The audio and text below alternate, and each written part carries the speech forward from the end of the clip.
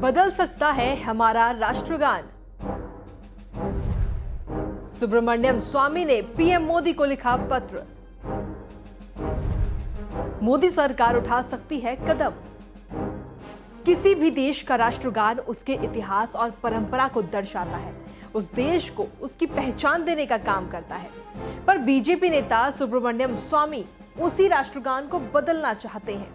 यूं तो सुब्रमण्यम स्वामी अक्सर ही सुर्खियों में रहते हैं और इस बार तो राष्ट्रगान में बदलाव करने को लेकर वो सुर्खियों में हैं।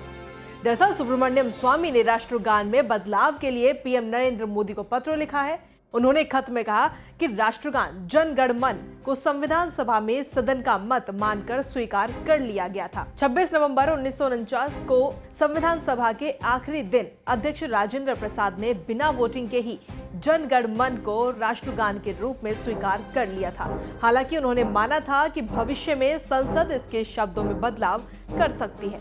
उस वक्त आम सहमति जरूरी थी क्योंकि कई सदस्यों का मानना था कि इस पर बहस होनी चाहिए, क्योंकि इसे 1912 में हुए कांग्रेस अधिवेशन में ब्रिटिश राजा के स्वागत में गाया गया था।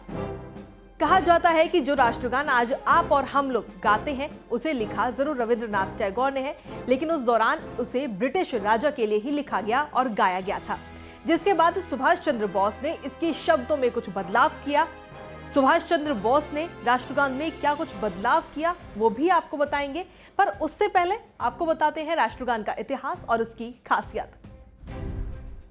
भारत का राष्ट्रगान रविंद्रनाथ टैगोर ने बंगाली में लिखा था।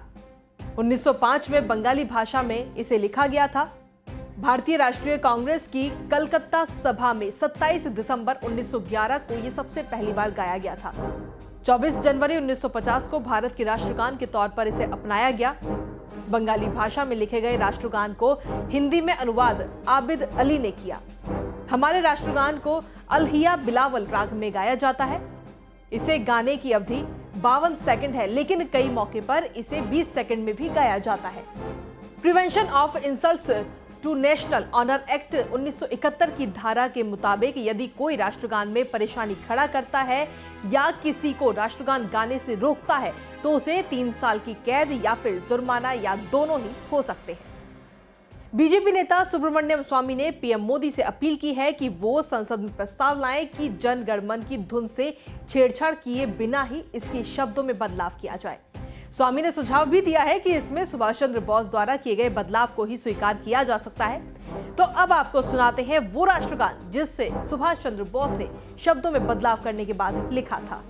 सुख चैन की बरखा से भारत भागे जाना, पंजाब सिंध गुजरात मराठा द्राविड़ उत्कल बंगा, चंचल सागर विंध्य हिमालय नीला यमुना गंगा, तेरे नित्य गुण गाए तुझसे जीवन पाए, सब तन पाए आशा, सूरज बन कर जग पर चमके भारत नाम सुहागा।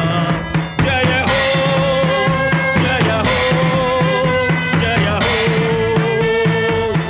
जय जय जय हो।